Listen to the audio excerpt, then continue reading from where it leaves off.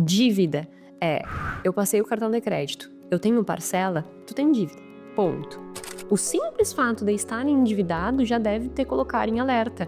Opa, eu realmente tenho dívidas, espera aí. Como que está a minha estrutura financeira? Eu tenho reserva de emergência? A educação financeira é um fator muito importante para evitar dívida, mas ela por si só não quer dizer nada.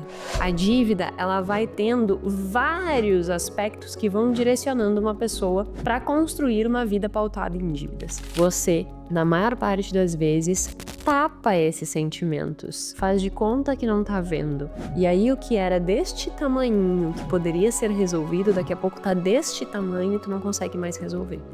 Quais são as atitudes que te protegeriam? Ter um certo nível de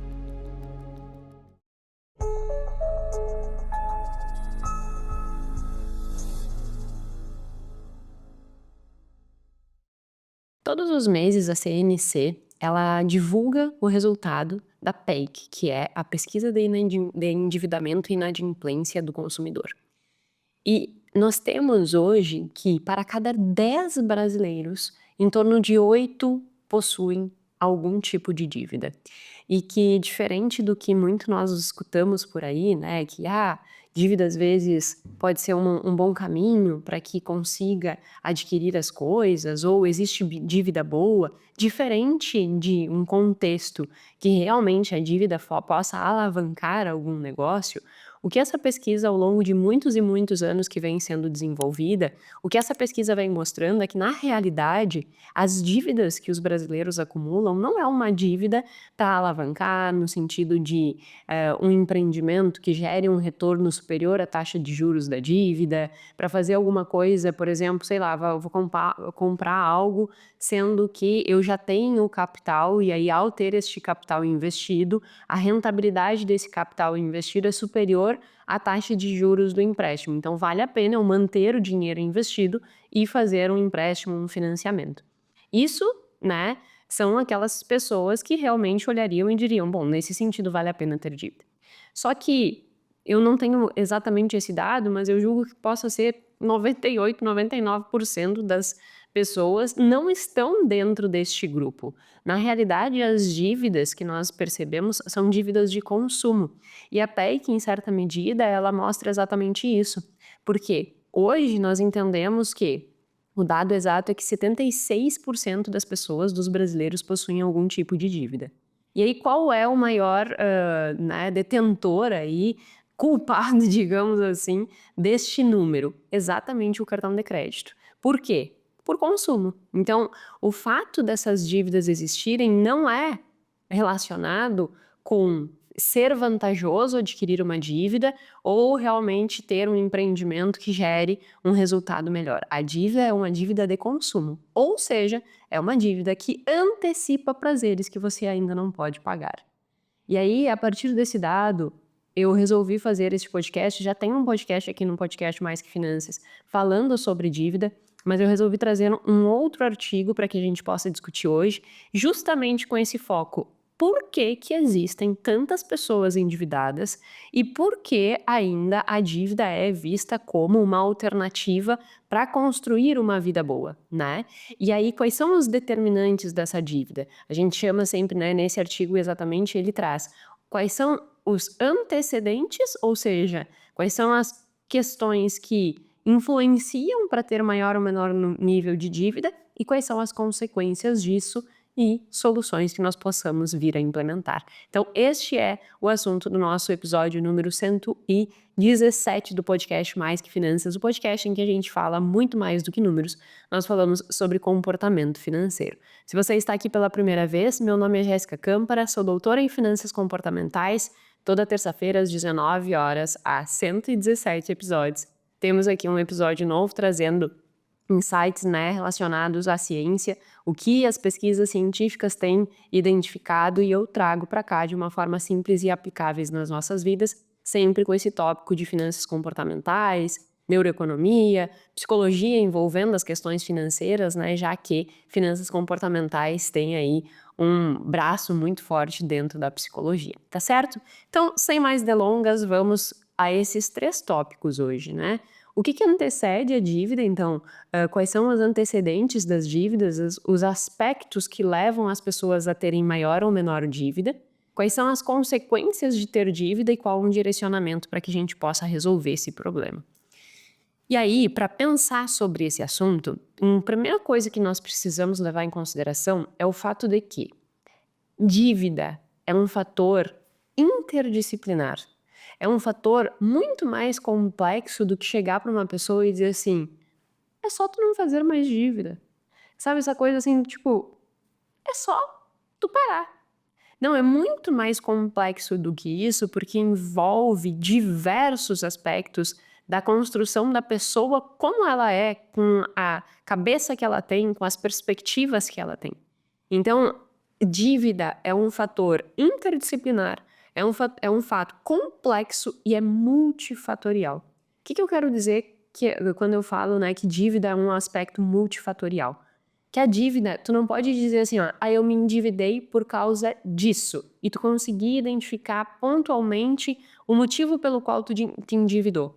Na realidade, a dívida, ela vai tendo vários aspectos que vão direcionando uma pessoa para construir uma vida pautada em dívidas. Então, não é um único aspecto que vai fazer com que a pessoa se torne endividada. São diversos aspectos que vão levando para aquele estilo de vida até que ela se encontre endividada e a consequência posterior do endividamento, sobreendividamento ou inadimplência, que é quando nós não conseguimos mais arcar com o que já tinha sido estabelecido, né? Então, isso é um ponto importante de conceituar. Dívida é, eu passei o cartão de crédito, eu tenho parcela, tu tem dívida, ponto. Então é por isso que o índice, né, de brasileiros com dívida é muito alto e o principal responsável é o cartão de crédito. Porque justamente existem inúmeras pessoas que usam o cartão de crédito e parcelam no cartão de crédito. E o simples fato de parcelar no cartão de crédito já caracteriza uma pessoa endividada. Então, dívida significa eu adiar um pagamento. Eu vou pagar agora? Não, eu vou pagar depois. Então, tu já tem uma dívida. Que é diferente de sobreendividamento ou inadimplência, que é quando tu tem uma fatura de cartão de crédito e tu simplesmente atrasa o pagamento daquela fatura de cartão de crédito. Ou tu tem um financiamento imobiliário e você atrasa aquele financiamento imobiliário.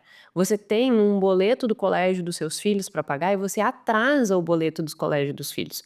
Você tem o seu aluguel e você atrasa o pagamento do aluguel, o pagamento da luz, o pagamento da internet. Aí você já está se encontrando num sobreendividamento. E esse é o aspecto mais perigoso, já que gera consequências muito danosas. Só que as pessoas só olham para isso, né? Ah, mas eu tenho dívida, mas eu consigo pagar tudo. Hoje tu consegue pagar tudo.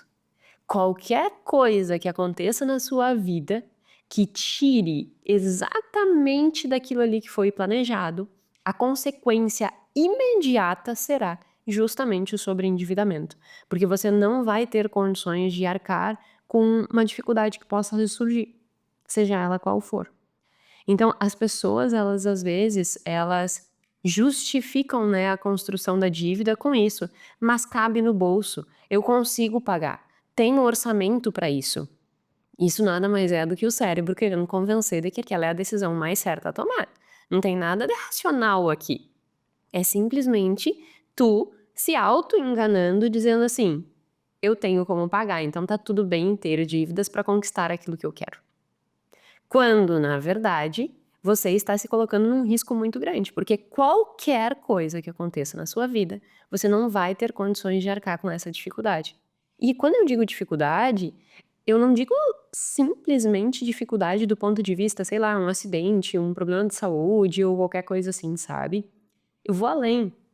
Quando nós temos dívidas e nós temos perspectivas na nossa vida, por exemplo, nossa, vamos abrir uma empresa. Se você já tem dívida, dificilmente você vai conseguir pedir demissão para conseguir abrir o seu próprio negócio. Por quê? Porque você não tem liberdade para isso. Então, não ter dívidas e construir uma reserva de emergência não é simplesmente para resolver problemas, mas é também para garantir que tu tenha liberdade de construir a vida que vale a pena ser vivida. Enquanto você estiver à mercê das dívidas, né? Enquanto você estiver dependente das dívidas, enquanto você viver pela condição dívida, você nunca vai ter a escolha de seguir uma vida que faça sentido para você, porque sempre você está vivendo dentro daquela condição. Então, quando eu falo de preocupar-se com isso, nós não podemos nos preocupar com isso apenas quando nós não conseguirmos mais arcar com essa responsabilidade mensal. Nós temos que nos preocupar com isso no momento em que existem dívidas. O simples fato de estar endividado já deve ter colocado em alerta. Opa, eu realmente tenho dívidas, espera aí. Como que está a minha estrutura financeira? Eu tenho reserva de emergência? Eu estou numa estrutura financeira que, colocando na balança, né, a questão de renda versus parcelas, dívidas, tudo, a proporção do que eu tenho que pagar mensalmente é muito inferior à renda ou não? É praticamente, já peguei casos muito superiores de dívida, né, de compromisso mensal superando muito a renda, mas eu já peguei casos de tipo assim, 95% de comprometimento. 95% é muita coisa, independente do contexto em que tu viva. Porque qualquer vírgula que saia fora do lugar, o risco ali é muito grande.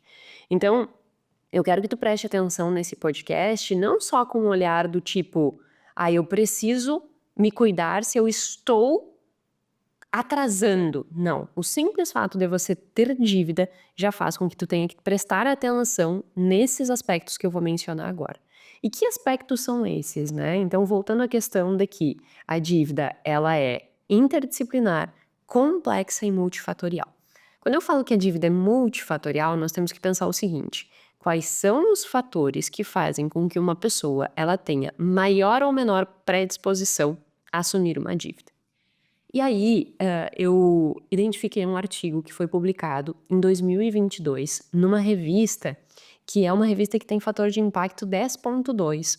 Isso significa um fator de impacto muito alto, que dá segurança, né, dá credibilidade para que a gente olhe para esse artigo e diga assim: esse artigo ele passou realmente por um rigor de análise, já que para aprovar numa revista que tem um fator de impacto 10.2 é uma coisa bem difícil, não é simples tu passar um artigo numa revista que tem um fator de impacto 10.2. Então, isso já dá para o artigo uma qualificação a mais, né? E uma segurança de nós acreditarmos naqueles dados.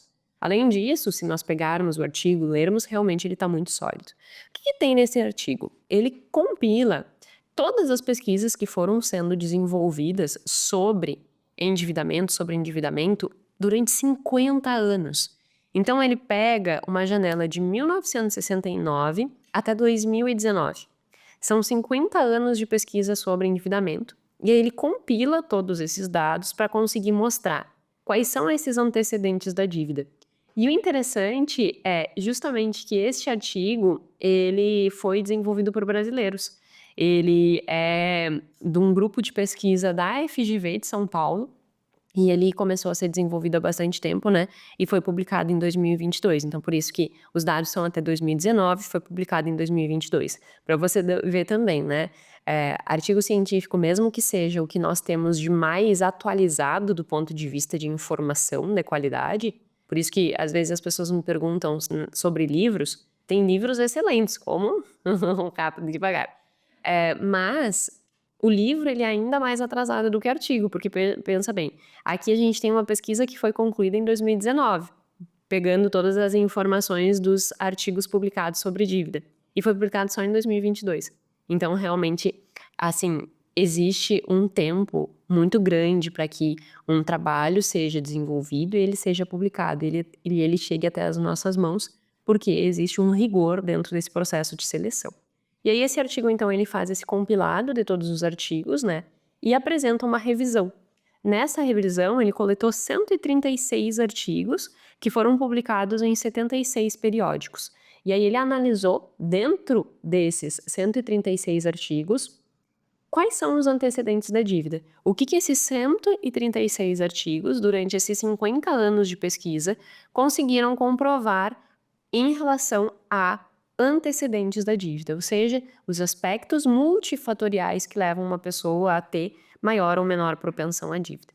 E aí ele subdividiu em grupos, né? E nós temos aí no mínimo 1, 2, 3, 4, 5, 6, 7, 8, 9 grupos, 10, porque alguns subtítulos eu emendei nos outros títulos. E é sobre esses 9, 10 aspectos que nós vamos estar mencionando agora, para que você veja que realmente é um fator multifatorial. Cada termo, cada aspecto que antecede a dívida, eu quero que você vá escutando e você vá desenvolvendo uma autoanálise, tá? Eu já falei aqui sobre a metacognição, que é essa capacidade que nós temos de pensar sobre o nosso próprio pensamento. Nós não podemos esperar que a resposta perfeita para o que nós precisamos fazer da nossa vida, ela caia do céu. Nós precisamos desenvolver essa capacidade de autoanálise, tá? Diante das informações que eu tenho, diante das circunstâncias que existem. Como que eu estou?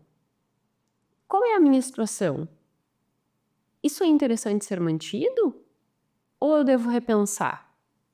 Então, esse processo de autoanálise, esse processo de pensar sobre seus próprios pensamentos, sobre sua própria situação e buscar, né, um direcionamento de melhoria, nós temos que cada vez mais ir nutrindo. E aí, depois de 117 episódios, né, muita coisa, eu julgo que aqui já tem informação suficiente para que você consiga ir desenvolvendo essa capacidade. Então, não terceirize simplesmente pensar sobre a sua vida para terceiros. Se coloque a pensar, porque muitas vezes a gente também tem preguiça de parar e pensar sobre a nossa própria vida, sabe? Então, é um exercício, não é uma coisa que vai acontecer do dia para a noite, mas que nós estejamos atentos a isso, realmente parando, pensando, tá, mas parei, isso faz sentido, não faz sentido? É conversar consigo mesmo. Eu adoro conversar comigo mesmo. Embaixo do chuveiro, então eu fico lá tendo altos papos comigo mesma. Porque não tem ninguém melhor do que você mesmo para conhecer os seus sentimentos. Acontece que você, na maior parte das vezes, tapa esses sentimentos, faz de conta que não tá vendo, não quer pensar sobre o assunto. E aí o que era deste tamanhinho, que poderia ser resolvido, daqui a pouco tá deste tamanho e tu não consegue mais resolver. E eu falo isso também relacionado à dívida. Daqui a pouco tá deste tamanho e tu ainda tem uma facilidade de resolução de problema. Depois que fica deste tamanho, a complexidade para resolver é maior. Não que seja impossível. Mas esse exercício mental, ele precisa acontecer, inclusive por alguns aspectos que eu vou tratar aqui, que vão exigir essa mudança no fluxo de pensamentos. E aí, é por isso eu falei sobre isso, justamente para que você, cada característica que eu vá falando, você vá refletindo como que está a sua situação frente àquela característica, tá? Como sempre, estou aqui com o meu mapa, meu roteiro aqui com os tópicos de cada um desses aspectos. Então, para a gente começar, fatores socioeconômicos e demográficos. Existe uma vasta literatura dentro de finanças comportamentais que busca caracterizar os perfis das pessoas que teriam maior propensão à dívida, maior tolerância ao risco, melhor capacidade cognitiva, enfim, existem inúmeros aspectos, né, relacionados a essas características das pessoas. E que características são essas? Desde idade, gênero, estado civil, enfim, tudo isso são fatores socioeconômicos, fatores demográficos, tá? Por exemplo, o que a gente tem hoje, depois desse compilado que esse artigo nos sugere em relação à idade? Que os mais jovens, eles são os mais propensos a ter dívida, e é bem interessante essa questão dos mais jovens ter mais propensão à dívida, que é o seguinte, e aí junta com um outro aspecto que depois eu vou mencionar. Quando nós somos jovens e temos ainda uma vida produtiva pela frente, tem-se a ilusão, e a ilusão ela é muito forte, um excesso de confiança muito grande, o jovem tem um excesso de confiança muito grande, de que, não, tá tudo tranquilo, eu vou comprar meu carro agora, com essa renda, cabe a parcela no meu bolso, só que assim, daqui 2 anos, 3 anos eu vou estar ganhando mais.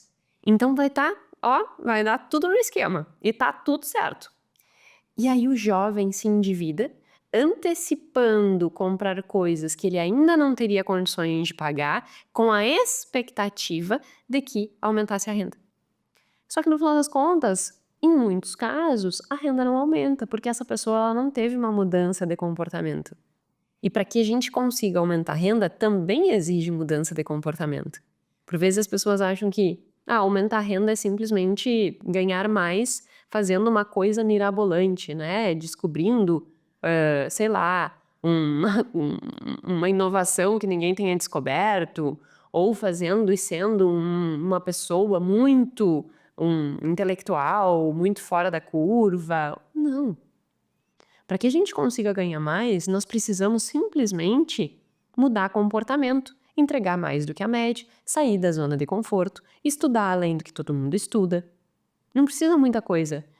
Eu te digo assim, ó, com toda a paz do meu coração, com toda a certeza do meu coração, é muito fácil se destacar hoje em dia e aumentar a renda. Só que boa parte desses jovens que se endividam, eles acabam sobrevalorizando esses prazeres e dedicando menos esforço do que o necessário para aumentar a renda na proporção que eles tinham da expectativa. Porque o jovem é iludido, ele acha que ele vai, eu vou fazer qualquer coisa e eu vou ser milionário. O jovem tem essa ilusão. Até porque o córtex pré-frontal ainda não está todo desenvolvido, então tem essa, meu Deus, essa ilusão, sabe? Quando bota o pezinho no chão e vê que a vida não é assim, que o buraco é um pouquinho mais embaixo, só que daí ele já tá com dívida. Então, jovens têm que cuidar muito. Se você é uma pessoa jovem, 20 anos, 25 anos, e que você tem passa na sua cabeça exatamente essa frase, não, mas tá tudo bem eu me endividar agora porque depois eu vou ganhar mais, cuidado.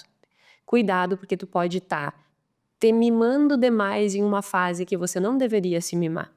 Você não deve se acostumar com um conforto que você ainda não tem condições de pagar. Primeiro, lute por ele. Primeiro, invista seu tempo, invista sua energia e depois desfrute do resultado que já esteja na tua mão. Não desfrute de um resultado que você ainda nem conquistou, porque isso vai fazer total diferença. Então, primeiro ponto, jovens, cuidem. Um segundo, pais solteiros. E aí é uma questão que é muito mais de estrutura do que de decisão, né? Por vezes acontece uma separação. E aí, obviamente, muitas vezes, principalmente mulheres, não estavam preparadas para aquilo, acabam assumindo os filhos e se encontram numa situação em que precisam arcar com uma responsabilidade que não existia anteriormente e que elas se veem completamente à mercê. E aí acaba gerando dívida. Então esse é um caso bem específico, por isso que a gente nunca pode carimbar assim, né? Toda dívida é antecipação de prazeres. Não, por vezes acontecem, né, coisas na nossa vida que realmente tiram do prumo. Por isso que nós temos que sempre estar preparados. Por isso que nós precisamos sempre estar prontos caso um problema aconteça. Eu gosto de uma analogia pensando numa guerra. Pensa que um determinado país vai para uma guerra. E aí esse país chega na guerra sem munição nenhuma. E a guerra não acontece. Ele volta para casa e diz assim, ótimo, não gastei com compra de munição. Fui lá, dei uma passeada e voltei para casa e nada aconteceu. Agora pensa no outro contexto. Ele foi para a guerra e ele estava sem munição, só que a guerra aconteceu. E todos acabaram sendo dissipados, né? Não voltaram para suas casas. Como que tu vai para a guerra sem munição?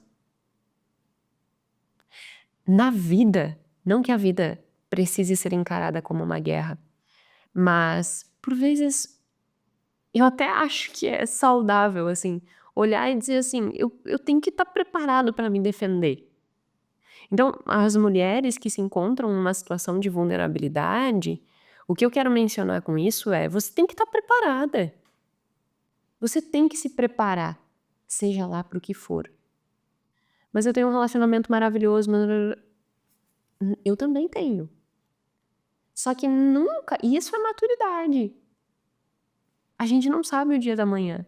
Então as coisas têm que estar organizadas de modo que os dois lados não estejam em vulnerabilidade caso algo aconteça. Mas como que eu vou tratar sobre isso com meu marido? Seria indelicado. Isto é maturidade dentro de um relacionamento. Esse tipo de coisa tem que ser tratada. Porque senão coloca em situações, por vezes, assim, muitas mulheres, antigamente acontecia mais, mas hoje em dia ainda existem, mulheres que abrem mão da sua carreira profissional para cuidar do lar, inclusive porque o marido, incentiva isso. Essas mulheres têm que sentar com os maridos e isso tem que ficar bem esclarecido, porque ela está abrindo mão da carreira dela. Eu, Jéssica, jamais abriria mão da minha carreira. Por quê? Porque para mim, isso aqui que eu faço tem a ver com o meu propósito. Pra quem não viu o episódio do propósito, ficou muito legal. Eu particularmente gostei bastante.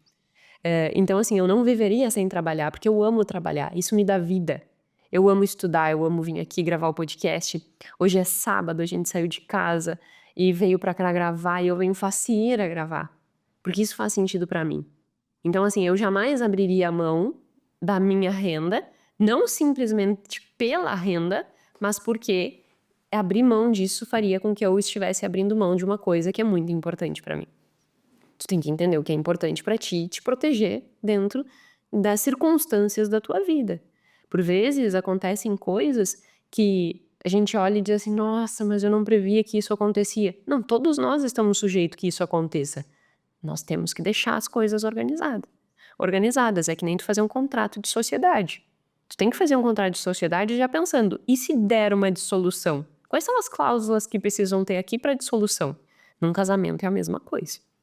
Então, pais, né, solteiros acabam tendo, esse desafio a mais. Com filhos também, adultos solteiros acabam gastando mais com outras coisas, divorciados, pelo mesmo fato do que eu estava mencionando antes, níveis menores de educação, o que é meio óbvio, né, as pessoas com menor nível de educação, por isso estude na sua vida, elas vão acabar apresentando maior vulnerabilidade, porque não tem tendo um baixo nível de educação, eu também não consigo galgar posições melhores em que vai me dar um salário melhor, então vai virando uma cadeia. Menor status socioeconômicos. Os homens, essa diferença entre homem e mulher, que é que se endivida mais, isso não tem uma unanimidade, assim, sabe? Por vezes o que a gente sabe é que os homens fazem dívidas maiores, as mulheres menores, mas em mais quantidade. Nesse estudo aqui, nessa revisão, ele traz que os homens aparecem com um pouquinho mais de predominância em termos de dívida, mas que existem também estudos que mostram a mulher como mais endividada. E aí uma coisa interessante sobre isso agora, um aspecto relacionado a homens. Os homens, muitas vezes ocupando este papel, né, de provedor, eles passam por cima das suas próprias situações para não demonstrar vulnerabilidade. Então tu pensa um homem que tem um determinado salário e que acontece alguma coisa lá na empresa e ele diminui a renda dele.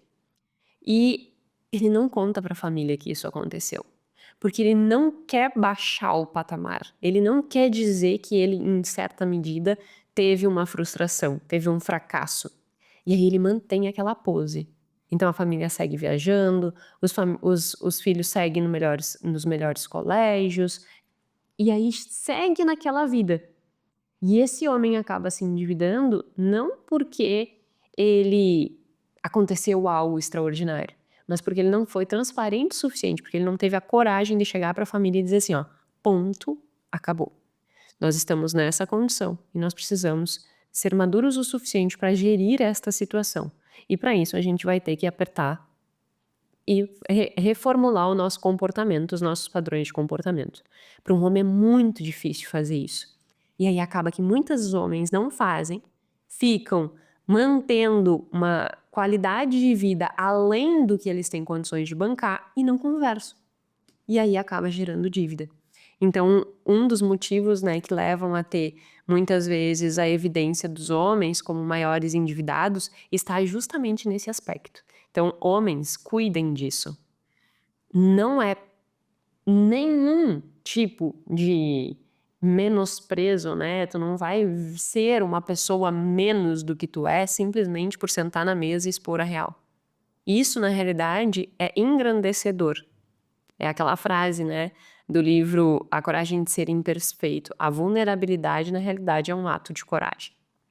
Então, ter este ato de coragem, e aí eu falo na família como um todo, isso é para construir uma vida melhor. Se este ato de coragem não existir, se tu não sentar na mesa e colocar os pingos nos i e dizer assim, ó, a gente vai ter que repensar como a gente lida com o dinheiro, as coisas que nós fazemos para que a gente possa viver melhor depois, isso vai só nutrir cada vez mais uma piora na relação, uma piora na situação, uma pior qualidade de vida e muitas vezes aí que é o caso de divórcio. Não porque existe o problema, mas porque o problema ele não foi exposto e não foi discutido. Então isso é um ponto bem importante. Quem tem casas alugadas acaba tendo maior vulnerabilidade também e quem tem rendas incertas, né? As pessoas que acabam tendo rendas incertas. Então esses são os fatores demográficos, socioeconômicos que acabam gerando uma maior predisposição à dívida. Depois a gente entra para os fatores psicológicos. Quais são os fatores psicológicos que levam uma ampliação da dívida? E aí olha que interessante, né? Eu poderia destacar aqui uma única coisa. As pessoas, quando fala dívida, o que que faz com que a pessoa tenha mais dívida? A pessoa gasta mais. Não, mais uma vez a dívida é um fator multifatorial, um fator multifatorial fica ótimo, né? O que que isso significa? Não é só a pessoa fazer dívida porque ela gastou mais do que ela podia. Olha quantas variáveis envolve a construção de uma dívida. Então, quando nós olhamos para os fatores psicológicos, tem alguns aspectos que são bem relevantes. O primeiro deles é falta de autocontrole. Pessoas que não conseguem resistir às tentações, que elas têm esse ímpeto, né, de impulsividade, elas acabam tendo maior dívida. Isso é um fator muito determinante, tanto é que volta e meia eu coloco lá no meu Instagram. Uma das melhores qualificações, né, qualidades que você deve desenvolver é ter o autocontrole. Se tu consegue ter autocontrole, tu consegue resistir à tentação. Se tu resiste à tentação, tu começa a criar uma casca, sabe? É como se tu conseguisse ir desenvolvendo um superpoder. Eu diria que autocontrole é superpoder. Quando eu consigo resistir às tentações que me apresentam, eu ganho um superpoder. Eu consigo ter mais foco real no que é valoroso para mim, no que vai fazer com que eu tenha a vida que eu desejo e consigo dizer não às coisas que no momento me gerariam um prazer imediato, mas que na vida, no longo prazo, aquilo ali não faria diferença nenhuma. Como, por exemplo, sei lá, quero comer uma pizza, que diferença isso vai fazer no longo da vida? Mas daqui a pouco, se tu come pizza todos os dias, o quanto tu economizaria se tu não comesse? É um exemplo bem, né, simplório, mas só para que você entenda essa dinâmica. Então, o autocontrole é um fator bem relevante e o que mostram é que as pessoas que não têm autocontrole, elas acabam tendo maior nível de compra compulsiva, o que naturalmente leva à dívida, e elas também acabam tendo e usando créditos mais caros. Então, a pessoa não tem autocontrole, ela vai lá e compra um carro. Aí ela já tem a taxa de juro do carro, sei lá, 3, 4% por mês. Aí, não satisfeita, ela quer reformar a casa. Aí ela vai lá e pega um outro empréstimo de 4,5. Aí, não satisfeita, ela quer ter uma casa, sei lá, na praia. Aí ela vai lá e pega um outro empréstimo, porque ela já não pode mais pegar financiamento imobiliário, não consegue e tal. Sei lá, tô criando uma história que por vezes não é verídica, porque daqui a pouco ela conseguiria um empréstimo imobiliário com uma taxa de juros um pouquinho menor. Mas vamos supor que não. E aí, sei lá, dá 5% de juros ao mês. E aí essa pessoa começa a pegar cada vez mais dívidas caras. Por quê? Porque ela tem aquela coisa de ela não resistir àquelas tentações. Então essas são duas características bem fortes das pessoas que não têm autocontrole. Impulsividade é um outro aspecto bem relevante e que acaba gerando maior dívida, né, maior crédito ao consumidor também. O uso do cartão de crédito, isso não é novo, eu iniciei o podcast de hoje falando sobre isso. Viés do presente, aquelas pessoas que tendem a priorizar muito o prazer imediato. Essas pessoas que têm dificuldade, e aí tu soma, né? Viés do presente ou desconto temporal, valorizar muito o prazer momentâneo, aquele hedonismo, né? O consumo pelo consumo. E aí tu junta isso com baixo autocontrole. Pronto, a pessoa tá fadada a construir dívida, porque ela realmente tem aquele contexto que vai alimentando aquele mau comportamento. Então, viés do presente é uma questão bem forte. Materialismo, os aspectos de parcelamento que a gente percebe é que pessoas que são muito materialistas, quero comprar várias coisas, eu quero comprar, um telefone novo, eu quero comprar um tênis novo, eu quero uma roupa nova, eu quero não sei o quê, eu quero não sei o quê, eu quero não sei o quê, não sei o quê. Quero um monte de coisa, tá? Se tu quer um monte de coisa, significa que você daqui a pouco tem um traço de materialismo. Porque quem precisa de muitas coisas e valoriza muito a aquisição de coisas, por vezes pode ter aí um pouquinho de compra compulsiva, de materialismo. E aí o que acontece?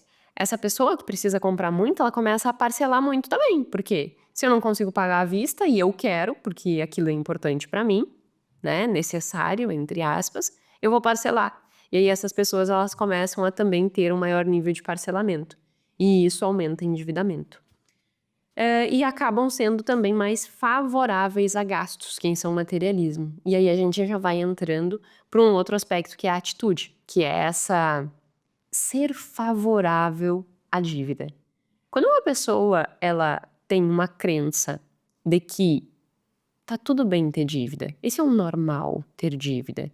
Se na tua família tu escutou ao longo de todos os anos, tá tudo bem ter dívida, é normal, ninguém conquista nada sem ter dívida.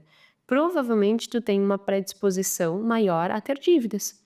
Que você vai contratar dívidas e que você não vai se sentir culpado, que tu não vai te sentir mal, com mal-estar, num primeiro momento, né? Que aquilo ali vai ser o natural. Sendo o natural, o que que vai acontecer? Tu vai adquirir mais dívida, é óbvio, né? Então, a atitude é um fator extremamente relevante para a dívida, que não tem nada a ver com comportamento, que não tem nada a ver com conhecimento, que não tem nada a ver com a renda, que não tem nada a ver com aspectos absolutos. A atitude simplesmente é a tua crença, ou seja, são os teus pressupostos, a tua predisposição a agir na direção de alguma coisa. E nesse caso, tendo atitude favorável à dívida, é óbvio que tua predisposição a se comportar adquirindo dívida vai ser maior, né?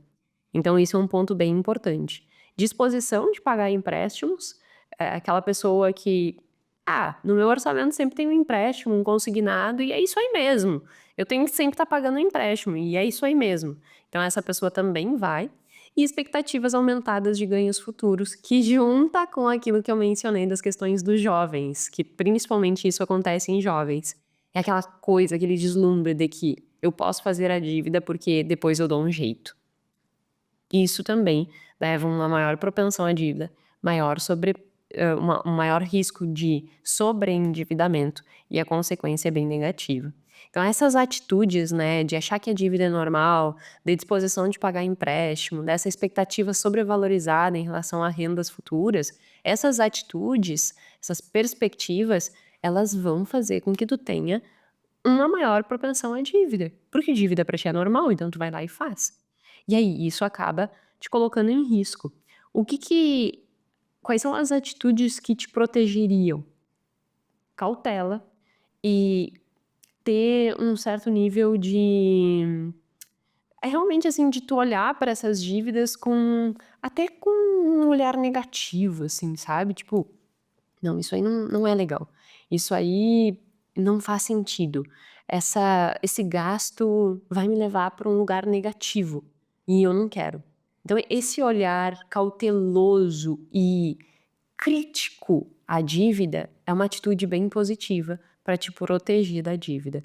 Não conforte-se em ter dívida, né, falando de outra forma não se conforme em ter dívidas. "Ai, que gostosinho ter dívidas", não se conforme com ter dívidas. As dívidas corroem a tua capacidade de construir uma qualidade de vida. Como eu disse no início, a maior parte das dívidas são dívidas de consumo. E as pessoas fazem essas dívidas buscando ter uma melhor qualidade de vida. Quando, na verdade, o que está acontecendo eu vou dar números redondos, só para facilitar, mas digamos que a tua dívida seja de R$ 100.000, tu vai pagar 200 por causa das taxas de juros. O que está acontecendo aqui? 100.000 que tu poderia desfrutar para ti, para tua vida, tu tá dando pro banco.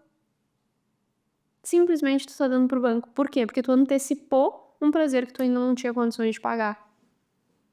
Porque você incorreu nesses erros, né, nesses aspectos demográficos, socioeconômicos, nesses fatores psicológicos, falta de autocontrole, esse imediatismo.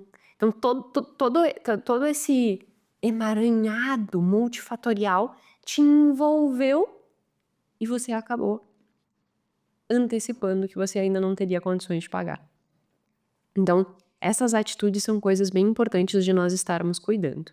Educação financeira, eu já mencionei aqui várias vezes, né? A educação financeira é um fator muito importante para evitar dívida, mas ela por si só não quer dizer nada. Eu posso ter uma pessoa extremamente educada financeiramente, sabendo tudo sobre investimento, sobre finanças, CDB, LCI, LCA, fluxo de caixa, orçamento, só que ela não tem autocontrole. Ela é imediatista, ela teve um divórcio conturbado, ela é muito jovem e tem um excesso de confiança extrapolado, ela é materialista. Pronto. A característica que era a educação que serviria para que ela tivesse um bom comportamento foi por água abaixo. Por quê? Porque os outros fatores não estavam na mesma direção do que o conhecimento dela. Então, o conhecimento por si só não adianta. Ele é muito importante e ele é indispensável, mas ele sozinho não faz nada. Precisamos também contornar todos esses outros fatores.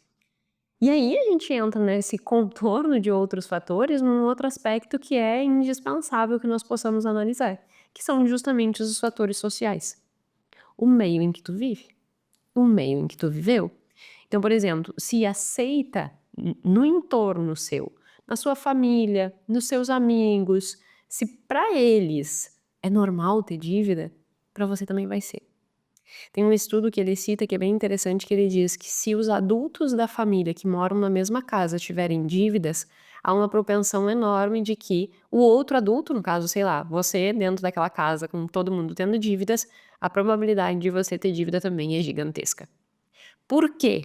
Porque o contexto social diz que aquilo ali é normal. Se aquilo ali é normal, todo mundo está fazendo aquilo e estão desfrutando do prazer de ter um carro novo, o prazer de fazer uma viagem, o prazer de ir para Disney. Eu já vi vários casos de clientes endividados, cartão de crédito, dificuldade e tal. E aí eu vou começando a analisar, e eu pergunto, tá, mas o que que vocês têm feito, né? Tu pegou um monte de empréstimo, pra onde foi esse dinheiro? A pessoa, a primeira coisa que ela diz assim, ai, nem sei. No fim, esse dinheiro se foi, eu nem percebi. Tá, daí eu começo a fuçar, né? Fuçar, daqui a pouco ela começa. Ai, o ano passado a gente foi pra Disney. Digo, ah, vocês foram pra Disney, que legal. Tem ideia de quanto vocês gastaram? Ah, eu não tenho ideia de quanto a gente gastou. Vamos dar uma analisadinha aqui quanto foi? Aí soma 50 mil reais. Pronto. O que está acontecendo ali? Para aquela pessoa, para aquela estrutura familiar, para aquele contexto social, todos os amiguinhos estavam indo para Disney, aquela família não poderia ficar de fora. Então ela foi também. Sem se dar conta que aquilo ali era mais um passo na direção do caos financeiro. Por quê? Porque eu fui sem ter nada pago, gastei um monte no cartão de crédito, pensando depois quando eu voltar eu penso como eu pago, e aí virou uma grande bola de neve. E essas construções sociais de, por exemplo, estuda num colégio em que todos os colegas foram para Disney, só o meu filho não foi. Aí o filho chega em casa e diz, ai, papai, mamãe, meus coleguinhas todos foram para Disney, eu também quero, parará, parará, parará. Se aquele pai e aquela mãe já têm uma atitude favorável à dívida, que é o que eu já mencionei antes, eles já têm uma questão do tipo, nossa, nós quando criança não tivemos isso. E a gente quer proporcionar isso para os nossos filhos. Essas pessoas, elas vão sobrevalorizar essa emoção toda e vão desconsiderar a dor da dívida nesse momento. E aí elas vão lá e se endividam. Então, olha a construção do que vai levando à dívida. E aí, quando volta, a vida vira um caos, porque daqui a pouco tem situações que, numa cliente que eu já atendi há muito tempo atrás, né? Até reforçando, muitos de vocês me mandam mensagem perguntando, Jéssica, tu não atende e tal. Hoje em dia eu não atendo mais individual, chegou num momento em que ou eu produzo conteúdo, né, e tem os cursos, tem a formação em finanças comportamentais, tem várias frentes relacionadas a isso, ou eu faço isso ou eu faço os atendimentos individuais.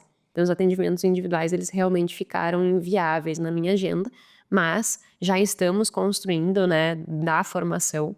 Eu quero que a gente possa montar um grupo de educadores, consultores e mentores financeiros para que eu possa indicar. Então, abril a gente já deve ter um encaminhamento, maio talvez a gente já comece a ter esse direcionamento e eu ter que indicar, por enquanto eu não tenho e eu não faço. Mas, quando eu fazia, né, teve uma situação exatamente como essa, assim, a pessoa entrou em contato comigo tendo ido pra Disney, com uma construção familiar e uma dificuldade muito grande, com um custo de vida altíssimo, e aí a ação que teria que ser tomada ali era drástica, como tirar os filhos de um colégio.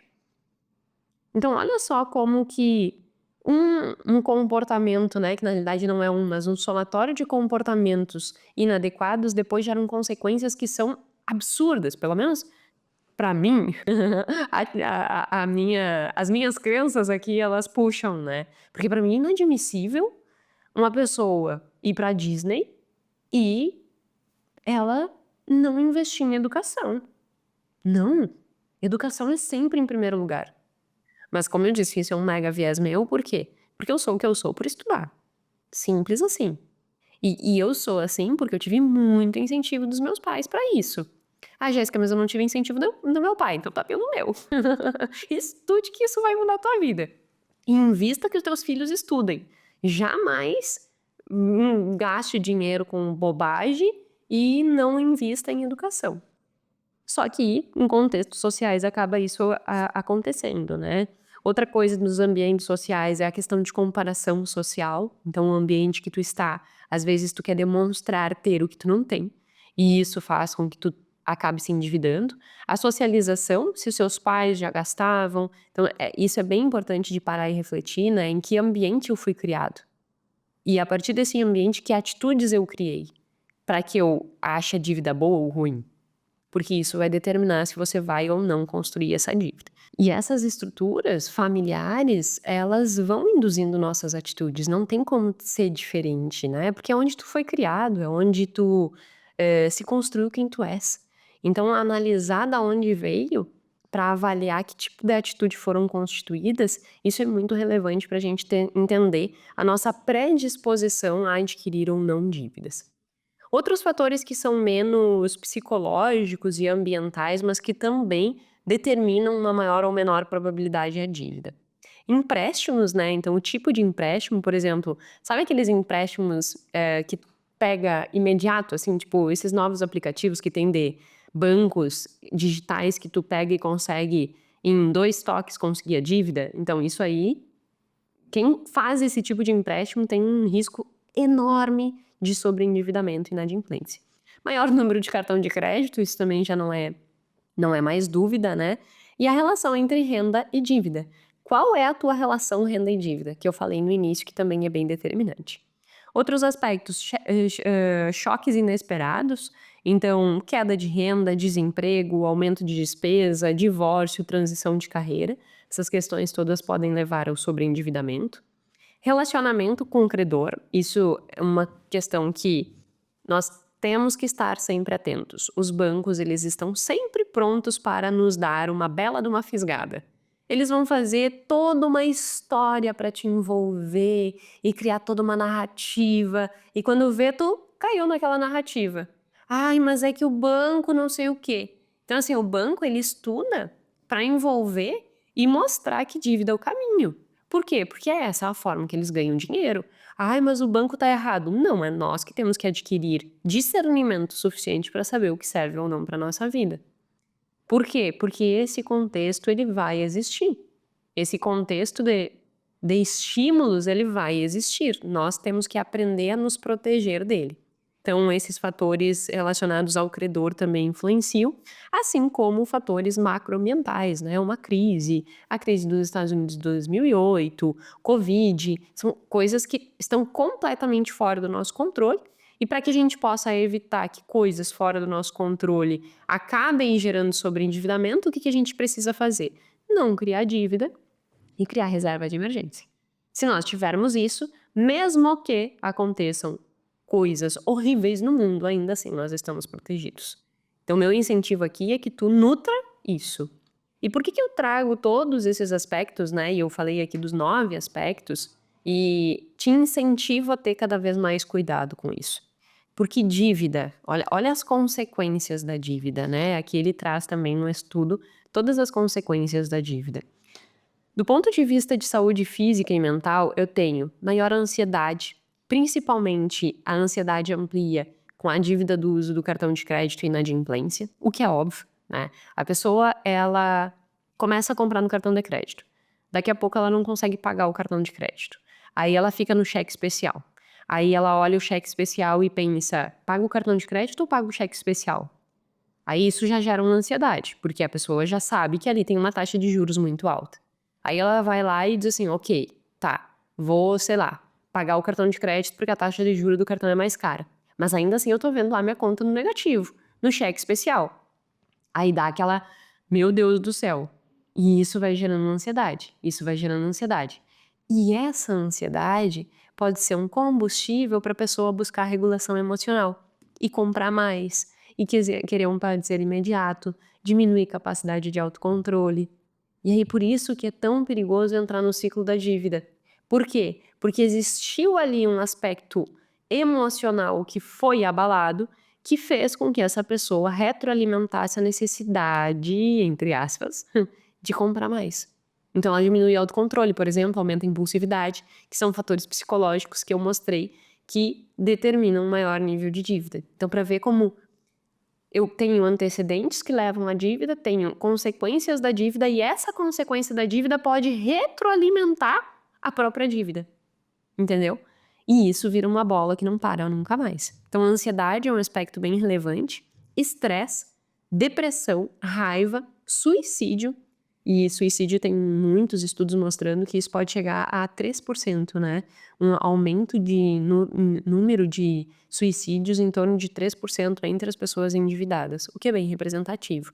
Por que às vezes eu digo números que parecem insignificantes, mas que na verdade são representativos? Porque pensa só, suicídio também é um aspecto multifatorial. E se ele é um multifatorial, 3% já é bastante. Porque são tantas coisas que levam em consideração, que pode ter coisas que é 1%, 2%. Então, soma tudo, cada fator, mesmo que pequeno, tem a sua relevância, né? Aumento de álcool, drogas, maior pressão arterial. Me deu trava-línguas. Maior pressão arterial. Eu não sei porque eu falo arterial, não, arterial. Maior pressão arterial. Óbvio, né? A pessoa tá ansiosa, tá eufórica, tá nervosa. Vai aumentar a pressão arterial. Então, principalmente aquelas pessoas que têm sobreendividamento, elas têm um risco aumentado de pressão arterial, o que, em determinados casos, pode levar também outras consequências do ponto de vista de saúde física, inclusive, né? Maior índices corporais, então tendem a ser pessoas que comem mais, buscando regulação emocional. Maior pobreza, né? E justamente a consequência da dívida vai gerando essa consequência. Retorno às casas dos pais, tem muitas pessoas que, diante de uma circunstância dessas, acabam buscando voltar para o caso dos pais para minimizar esse problema. E menor bem-estar, menor satisfação. Então, percebe que não são problemas só financeiros, porque é óbvio que o problema financeiro existe, né? Eu tenho a dívida, eu não consegui pagar, eu, por vezes, não consegui pagar o aluguel, daqui a pouco eu sou despejado. Então tem todo um contexto que, obviamente, é péssimo. Só que é muito mais do que isso. Ter dívida afeta a saúde mental. E ao afetar a saúde mental, afeta a vida como um todo.